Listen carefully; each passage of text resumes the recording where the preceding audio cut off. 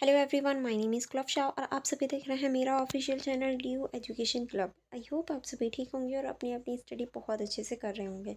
देखिए, आज की जो वीडियो होने वाली है ये बीए प्रोग्राम या बीए ऑनर्स दोनों ही सेमेस्टर की होने वाली है। सेमेस्टर थर्ड की होने वाली है और यही सेमेस्टर थर्ड में जो आपकी हिस्ट्री है, हम लोग हिस्ट्री की जो एक तरह से बुक है इसे कवर कर रहे हैं इंपॉर्टेंट क्वेश्चंस के माध्यम से। और ये जो आपकी हिस्ट्री है इसका नाम है मीडिया इन हिस्ट्री, इतिहास में मीडिया। अगर आपके पास भी ये सब्जेक्ट है तो ये वीडियोस आप लोगों के लिए बहुत ज़्यादा इंपॉर्टेंट है। एंड देखिए, मैं आपकी इन्फॉर्मेशन के लिए बता दूँ, इसका मैंने part 1, part 2 and part 3 already provide करवा दिया है। ठीक है, अब हमारी ये नेक्स्ट वीडियो होने वाली है, तो अगर आपने प्रीवियस पार्ट नहीं देखा है तो लिंक आपको डिस्क्रिप्शन बॉक्स में मिल जाएगा, वहाँ से आप इसे चेक कर सकते हैं। एंड अपकमिंग पार्ट के लिए आप मेरे यूट्यूब चैनल को सब्सक्राइब करके बेल आइकन को प्रेस कर दीजिए ताकि नोटिफिकेशन आ जाए और आप इसे पूरी प्रॉपर एक तरह से पूरी बुक को कवर कर पाएँ, क्योंकि इस बुक के जितने भी इंपॉर्टेंट क्वेश्चन विद आंसर हैं जो आपके एग्ज़ाम के पॉइंट ऑफ व्यू से इंपॉर्टेंट है एंड एग्ज़ाम में आएंगे, उन सभी क्वेश्चंस को हम लोग कवर कर रहे हैं। एंड और सब्जेक्ट के लिए आप मेरे यूट्यूब चैनल को सब्सक्राइब कर लीजिए। एंड इसके नोट्स कहाँ मिलेंगे ये मैं वीडियो के लास्ट में बता देती हूँ, तो नोट्स के लिए आप वीडियो को लास्ट तक ज़रूर देखना। ठीक है, चलिए फिर बढ़ते हैं आगे, जहाँ हमने लास्ट वीडियो में छोड़ा था उसी से आगे अब हम कंटिन्यू करेंगे। ओके, नेक्स्ट क्वेश्चन है हमारा, मुख्य फिल्मों से लेकर आज के उद्योग तक भारतीय सिनेमा की यात्रा का पता लगाइए। यानी देखिए, जो मुख्य फिल्में हैं यानी स्टार्टिंग की फिल्में हैं और जो आज की उद्योग फिल्में हैं, यहाँ तक आने में जो भारतीय सिनेमा की यात्रा है, जो यात्रा काल रहा, वो आपको बताना है। ठीक है, चलिए स्टार्ट करेंगे। किस तरह से हम लिखेंगे, शुरुआत जो हुई थी वो 1913 से हुई थी मूक फिल्म से, यानी ऐसी फिल्म जिसमें आवाज़ें नहीं थी, जिसमें बातचीत नहीं थी, वो हमारी मूक फिल्म से स्टार्टिंग हुई थी। इसमें आप लिखेंगे भारतीय सिनेमा की शुरुआत 1913 में दादा साहेब फाल्के की पहली मूक फिल्म राजा हरिश्चंद्र से हुई थी। यानी दादा साहेब फाल्के ने पहली मूक फिल्म बनाई थी राजा हरिश्चंद्र, जो कि 1913 में बनाई थी। इसी से स्टार्टिंग हो जाती है। इन फिल्मों में आवाज़ नहीं होती थी, कहानी इशारों और अभिनय से दिखाई जाती थी। यानी इस टाइम पे जो एक तरह से आवाज़ है, वॉइस है, वो अवेलेबल नहीं थी। सारी स्टोरी इशारों से या फिर अभिनय यानी एक्टिंग से दिखाई जाती थी। नेक्स्ट अब हम देखेंगे, फिल्म धार्मिक और पौराणिक विषयों पर आधारित होती थी। इसी वजह से जो ऑडियंस है वो इजीली समझ पाती थी आखिर फिल्म जो है वो किस बारे में है। ठीक है, नेक्स्ट अब हम देखेंगे बोलती फिल्मों का दौर, जो कि 1931 से आया। यानी 1931 से पहले कोई भी बोलती फिल्म नहीं होती थी। 1931 में आलम आरा भारत की पहली बोलती फिल्म बनी। ये आपको पता होना चाहिए अगर आपके पास ये सब्जेक्ट है कि भारत की पहली बोलती फिल्म कौन सी थी। आलम आरा थी, जो कि 1931 में आई थी।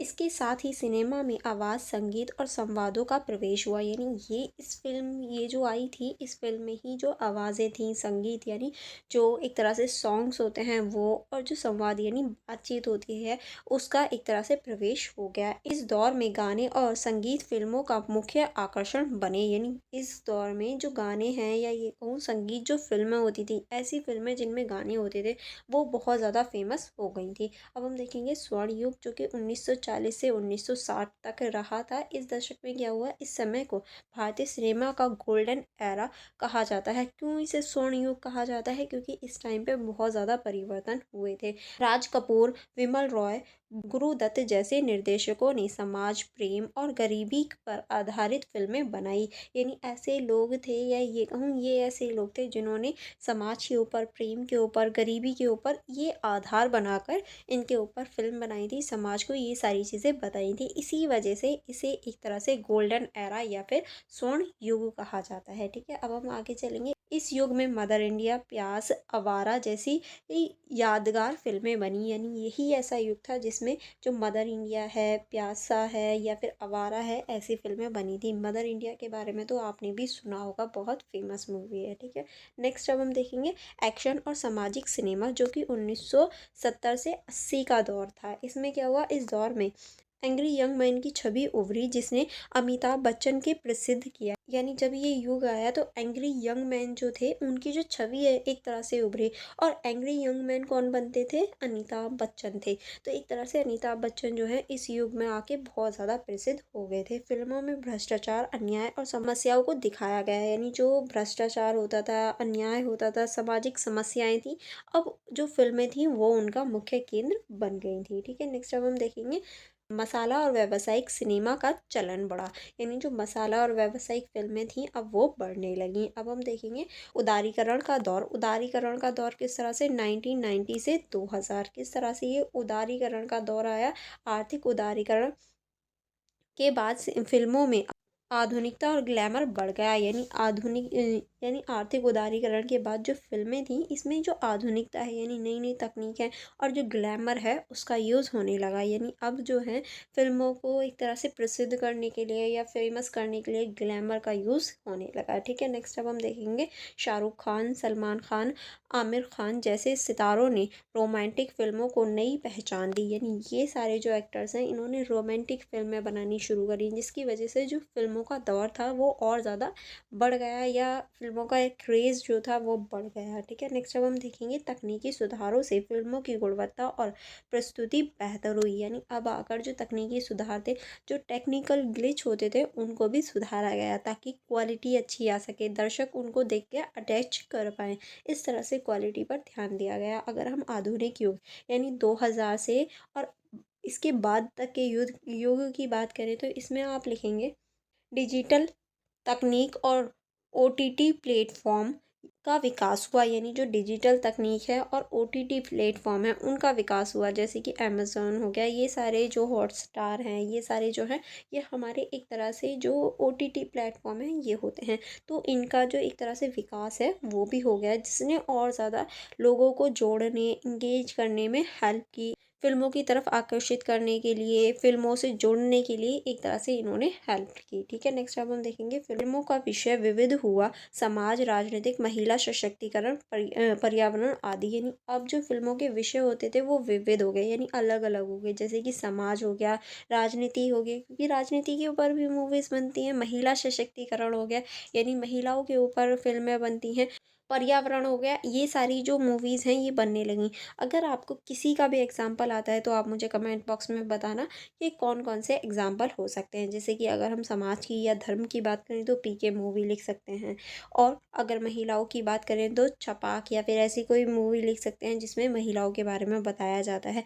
तो आप भी मुझे बताना कौन-कौन सी मूवी हैं जो आप जानते हैं और जो इसकी क्राइटेरिया में बैठती हैं। ठीक है, नेक्स्ट अब हम देखेंगे क्षेत्रीय सिनेमा, तमिल, तेलुगु, मराठी आदि को भी राष्ट्रीय और अंतर्राष्ट्रीय पहचान मिली। यानी अब जो क्षेत्रीय भाषाएं थी उनमें भी सिनेमा बनने लगी, जिसकी वजह से उन्हें अंतर्राष्ट्रीय पहचान मिल पाई। अब हम देखेंगे निष्कर्ष। इस क्वेश्चन के निष्कर्ष में आप लिखेंगे राजा हरिश्चंद्र की मूक फिल्म से लेकर आज के डिजिटल सिनेमा तक भारतीय सिनेमा ने लंबी यात्रा तय की। किस तरह से लंबी यात्रा की तय की थी भारतीय सिनेमा ने, ये अभी हमने पूरा देख लिया है। यह यात्रा केवल तकनीकी प्रगति की नहीं बल्कि भारतीय समाज, संस्कृति और विचारों के विकास की कहानी भी थी। यानी ये सिर्फ हमारे एक तरह से तकनीकी प्रगति को ही नहीं दिखाता बल्कि जो हमारी समाज है, संस्कृति है, उनके जो विचार हैं उन सभी की कहानी को दिखाता है। ठीक है, आई होप आपको ये क्वेश्चन समझ में आया होगा। नेक्स्ट क्वेश्चन देखेंगे, सेंसरशिप ने भारत में प्रेस की स्वतंत्रता को कैसे प्रभावित किया। यानी जो सेंसरशिप लगाई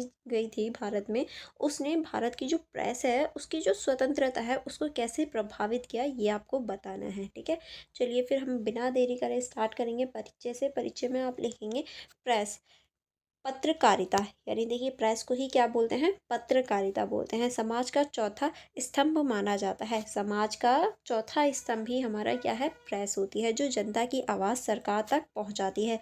यही तो काम करती है प्रेस, जनता की आवाज़ सरकार तक पहुंचाने का। लेकिन जब सरकार या शासन प्रेस की स्वतंत्रता पर नियंत्रण लगाती है उसे सेंसरशिप कहा जाता है। यानी ऐसा कानून या ऐसा नियंत्रण जो प्रेस पर लगाया जाए कि प्रेस किसी भी चीज़ या किसी भी मामले में हस्तक्षेप नहीं कर सकती, बातें पूछ नहीं सकती, तो वो क्या कहलाता है, सेंसरशिप कहा जाता है। यानी जब प्रेस पर कानून लगाया जाता है तो उस कानून को क्या कहते हैं, सेंसरशिप कहते हैं। ठीक है, चलिए आगे बढ़ेंगे। आगे आप इसमें लिखेंगे भारत में सेंसरशिप का इतिहास औपनिवेशिक काल से शुरू हुआ और आज तक विभिन्न रूपों में जारी है। यानी इसकी जो स्टार्टिंग हुई थी वो औपनिवेशिक काल में ही हुई थी। प्रेस पर पहली बार जो सेंसरशिप या ये कहूँ कानून लगाया गया था वो औपनिवेशिक काल में ही लगा था और वो आज तक भी कभी ना कभी किसी ना किसी रूप में सरकार लगा ही देती है। अब हम देखेंगे औपनिवेशिक काल में सेंसरशिप। अगर हम औपनिवेशिक काल की सेंसरशिप की बात करें तो किस तरह से औपनिवेशिक काल में सेंसरशिप लगी थी, तो इसमें आप लिखेंगे देखेंगे ब्रिटिश शासन ने भारतीय प्रेस की स्वतंत्रता को सीमित करने के लिए कानून बनाए थे, यानी जो भारतीय प्रेस थी उसको नियंत्रित करने के लिए, ताकि भारतीय प्रेस कुछ भी उल्टा सीधा या अंग्रेज़ों के खिलाफ ना छापे, उसके लिए सेंसरशिप लगाई गई थी। ठीक है, चलिए आगे बढ़ेंगे। आगे अब हम देखेंगे 1799 में लॉर्ड वेलेजली ने प्रेस पर पहला सेंसरशिप कानून लगाया, जिसके तहत हर छपने वाली सामग्री को पहले सरकार की अनुमति लेनी पड़ती थी। यानी जो सबसे पहले सेंसरशिप लगाई गई थी वो 1799 में लगाई गई थी लॉर्ड वेलेजली द्वारा। ठीक है, इसमें क्या था कि अगर कुछ भी छप रहा है तो उसे पहले सरकार से अनुमति लेनी पड़ती थी, अगर सरकार अनुमति दे दी थी तभी वो चीज़ छप सकती थी। 1878 का वर्नाकुलर प्रेस एक्ट भारतीय भाषा के अखबारों को दबाने के लिए किया गया था। यानी ये जो वर्नाकुलर प्रेस एक्ट था ये भारत के जो भाषाई अखबार थे उनको दबाने के लिए किया गया था, ताकि वह अंग्रेज़ी शासन की आलोचना ना कर सके, क्योंकि अंग्रेज़ों को तो जो भारतीय भाषाएं थी वो आती नहीं थी। इसी वजह से जो लोकल लैंग्वेज थी उसमें भारतीयों ने एक तरह से अंग्रेज़ों का विरोध करना शुरू किया था। तो इनका दमन करने के लिए वर्नाकुलर प्रेस एक्ट आया था। इसने भारतीय पत्रकारों की आवाज़ को काफ़ी हद तक सीमित कर दिया था, यानी ये एक तरह से इफ़ेक्टिव भी रहा था। ठीक है, नेक्स्ट अब हम देखेंगे स्वतंत्रता आंदोलन के समय किस तरह स्वतंत्रता आंदोलन के समय इसकी भूमिका रही। तो इसमें आप लिखेंगे स्वतंत्रता संग्राम के दौरान भारतीय प्रेस ने राष्ट्रीय चेतना फैलाने में बड़ी भूमिका निभाई थी। ठीक है, गांधी जी, बाल गंगाधर तिलक और लाला लाजपत राय जैसे नेताओं ने अपनी अखबारों से ब्रिटिश नीतियों का विरोध किया। यानी जो गांधी जी थे, बाल गंगाधर तिलक थे और लाला लाजपत राय थे, इन्होंने जो इनकी नीतियाँ थीं या फिर जो भी चीज़ें थी उन्होंने अखबारों के साथ या ये कहूँ अखबारों से अंग्रेज़ों का विरोध करना शुरू किया था। ठीक है, चलिए आगे बढ़ेंगे। आगे अब हम देखेंगे इसके जवाब में ब्रिटिश सरकार ने प्रेस पर और सख्त नियंत्रण लगाए, जिससे अखबार बंद करना, संपादकों को जेल भेजना आदि। यानी इसी की वजह से, क्योंकि अब जो एक तरह से लोग थे या ये कहूँ जैसे गांधी जी हो गए, लाला लाजपत राय हो गए, ये सारे नेता अखबारों का यूज़ कर रहे थे अपने विचारों को बताने के लिए। तो अंग्रेज़ों ने क्या किया, अखबारों पर ही एक तरह से उनकी जो संख्या थी उन पर नियंत्रण पा लिया, अखबार को बंद कर दिया या फिर जो संपादक थे उन्हें जेल भेजना शुरू कर दिया। अब हम देखेंगे स्वतंत्रता के बाद की सेंसरशिप, यानी जब स्वतंत्रता हम लोगों ने प्राप्त कर ली, हम लोग स्वतंत्र हो गए, तो उसके बाद कौन सी सेंसरशिप रहेगी या किस तरह से सेंसरशिप होती है। तो इसमें आप लिखेंगे संविधान ने प्रेस की स्वतंत्रता को अभिव्यक्ति की स्वतंत्रता अनुच्छेद 19A या 19(1) के तहत संरक्षित किया। यानी जो भारत है उसमें भी सेंसरशिप का अधिकार है हमारे संविधान में, लेकिन उसको किस में रखा गया है, 19A या 19(1) में रखा गया है। ठीक है, लेकिन सरकार ने कुछ सीमाएं भी रखी, जैसे राज्य की सुरक्षा, सार्वजनिक व्यवस्था और नैतिकता के नाम पर सेंसरशिप लगाई जा सकती है। यानी अब सेंसरशिप है हमारे देश में कि हाँ सरकार चाहे तो सेंसरशिप लगा सकती है, पर उसकी कुछ सीमाएं भी हैं। ऐसा नहीं है सरकार का मन है तो सेंसरशिप लगा दी, नहीं। अगर राज्य की सुरक्षा की बात है तो सेंसरशिप लग सकती है, सार्वजनिक व्यवस्था की बात है तो सेंसरशिप लग सकती है, या फिर नैतिकता की बात है, या फिर एक तरह से सेंसरशिप तब लगाई जा सकती है अगर युद्ध वगैरह या ये कहूँ जो दंगे फसाद हो जाते हैं उनको रोकने के लिए भी सेंसरशिप लगती है। अगर मैं लास्ट सेंसरशिप की बात करूँ तो आपको याद होगा 2020 में दंगे हुए थे, दिल्ली में दंगे हुए थे, तो उस टाइम पे सेंसरशिप का यूज़ किया गया था। ठीक है, नेक्स्ट अब हम देखेंगे 1975 से 17 के आपातकाल के दौरान प्रेस पर सख्त सेंसरशिप लागू की गई थी। यानी इस टाइम पे भी जो है सेंसरशिप का यूज़ किया गया था। नेक्स्ट अब हम देखेंगे सरकार ने खबरें प्रकाशित करने से पहले अनुमति लेना अनिवार्य कर दिया, जिससे प्रेस की स्वतंत्रता पर गंभीर असर पड़ा। यानी सरकार ने क्या कहा कि कोई भी खबर तुम्हें प्रकाशित करनी है तो पहले हमसे पूछना होगा, तभी तुम वो जो खबर होगी उसे प्रकाशित कर पाएंगे। नेक्स्ट अब हम देखेंगे आधुनिक समय में सेंसरशिप किस तरह से, आज सेंसरशिप के नए रूप सामने आए, जैसे डिजिटल मीडिया पर नियंत्रण, सोशल मीडिया पोस्ट पर निगरानी और फिल्म या समाचार चैनलों की सामग्री पर पाबंदी। यही आज की सेंसरशिप है, क्योंकि अब अखबारों या फिर टीवियों पर सेंसरशिप नहीं होती, बल्कि हमारी जो डिजिटल मीडिया है उस पर नियंत्रण होता है, सोशल मीडिया की पोस्टों पर उन पर निगरानी होती है, फिल्मों पर, समाचारों पर, यही सारी हमारी सेंसरशिप होती है। अगर मैं आपको ईजी वे में बताऊँ तो ये जो वीडियो आप देख रहे हो इस पे भी सेंसरशिप अगर मैं कुछ भी वल्गर या फिर कुछ भी ऐसी चीज़ बोल दूँगी जो हमारे समाज के लिए बुरी है, तो ये बैन हो जाएगी। वो बैन क्यों होगी? क्योंकि इस पर सेंसरशिप लग जाएगी। इसी वजह से सारी चीज़ें यहाँ भी, अगर आप इस प्लेटफ़ॉर्म की बात कर रहे हो तो इस प्लेटफ़ॉर्म पर भी सारी चीज़ें चेक होती हैं, फिर उसके बाद में आपके सामने दिखाई जाती हैं। ठीक है? चलिए आगे बढ़ेंगे। हालाँकि प्रेस को आज अधिक स्वतंत्रता है, लेकिन सरकार और कॉर्पोरेटिव दबाव के कारण आत्म सेंसरशिप बढ़ रही है। यानी देखिए, आज के टाइम पे हम कह सकते हैं अधिक स्वतंत्रता है प्रेस के पास, लेकिन जो सरकार है और कॉर्पोरेटिव दबाव है उसकी वजह से जो आत्म सेंसरशिप है वो भी बढ़ रही है, क्योंकि इंसान खुद ही डरता है कुछ भी कहने से पहले, वरना उसको ट्रोल किया जाता है। ठीक है, अब हम देखेंगे निष्कर्ष। निष्कर्ष में आप लिखेंगे सेंसरशिप ने हमेशा प्रेस की आवाज़ को सीमित किया है, चाहे वह औपनिवेशिक दौर हो या स्वतंत्र भारत का समय। ये हम देख चुके हैं, क्योंकि सेंसरशिप क्या काम करती है? जो प्रेस है उसकी आवाज़ को कम करने का काम करती है। ठीक है, नेक्स्ट अब हम देखेंगे स्वतंत्रता और निष्पक्ष प्रेस किसी भी लोकतंत्र की रीढ़ होती है। यानी अगर स्वतंत्रता और निष्पक्ष प्रेस ना हो तो उस लोकतंत्र की रीढ़ जो है वो कमज़ोर ही रहती है, क्योंकि स्वतंत्र प्रेस का होना बहुत ज़्यादा ज़रूरी है। अब हम देखेंगे इसलिए ज़रूरी है कि प्रेस पर आनुवंशिक सेंसरशिप ना लगाई जाए और उसे जनता की सच्ची आवाज़ बनने की पूरी स्वतंत्रता दी जाए, तभी तो जो प्रेस है वो सही चीज़ें जनता तक पहुंचाई पाएगी। इसी वजह से उसे सेंसरशिप से मुक्ति की आवश्यकता है। आई होप आपको सारी चीज़ें समझ में आ गई होंगी, एंड यहाँ आपकी जो फुल बुक के इंपॉर्टेंट क्वेश्चन विद आंसर हैं वो कवर हो जाते हैं। अगर कहीं डाउट या कहीं कन्फ्यूजन हो किसी में भी, तो आप मुझसे पूछ सकते हैं। अदरवाइज़ आप मेरे यूट्यूब चैनल को सब्सक्राइब करके बेल आइकन को प्रेस कर लीजिए, ताकि जो मेरी अपकमिंग वीडियोज़ आएँ आप उन्हें देख पाएँ। एंड अगर आपको अपने किसी पर्सनली सब्जेक्ट की वीडियो चाहिए तो आप मुझे टेलीग्राम ग्रुप में बता सकते हैं, अदरवाइज़ यूट्यूब चैनल पे भी बता सकते हैं। एंड अगर आपको इनके नोट्स चाहिए, या तो आप मेरे यूट्यूब चैनल की मेंबरशिप ज्वाइन कर सकते हैं, अदरवाइज़ आप मेरा टेलीग्राम चैनल जो है उसे ज्वाइन कर सकते हैं। टेलीग्राम चैनल का भी नाम डी यू एजुकेशन क्लब है एंड ग्रुप का भी नाम डी यू एजुकेशन क्लब है। अब देखिए, अगर ग्रुप आप ज्वाइन करते हैं तो उसमें आप मुझसे कोई भी क्वेश्चन पूछ सकते हैं। अगर आपको पर्सनली किसी सब्जेक्ट की वीडियो चाहिए तो आप मुझे बता सकते हैं। एंड अगर आपको नोट्स चाहिए तो आपको मेरा चैनल ज्वाइन करना होगा। ठीक है, एंड आप फॉर मोर इन्फॉर्मेशन मेरी इंस्टाग्राम आईडी भी चेक कर सकते हैं, वहाँ भी आपको मेरी अपकमिंग वीडियोस की जो इन्फॉर्मेशन है वो मिल जाती है।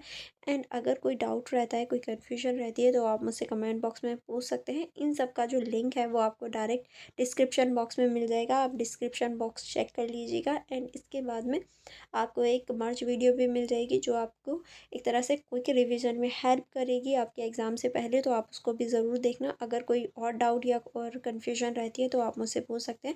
अदरवाइज़ आपको वीडियो कैसी लगी आप मुझे ये भी बता सकते हैं। आप वीडियो को लाइक करना एंड अपने फ्रेंड्स के साथ शेयर करना मत भूलिएगा, क्योंकि ये सारे ही इंपॉर्टेंट क्वेश्चन हैं, एंड जिस तरह से आपके लिए हेल्पफुल है आपके फ्रेंड्स के लिए भी हेल्पफुल हैं। ठीक है, चलिए अब हम मिलेंगे नेक्स्ट वीडियो में। Thank you for watching everyone.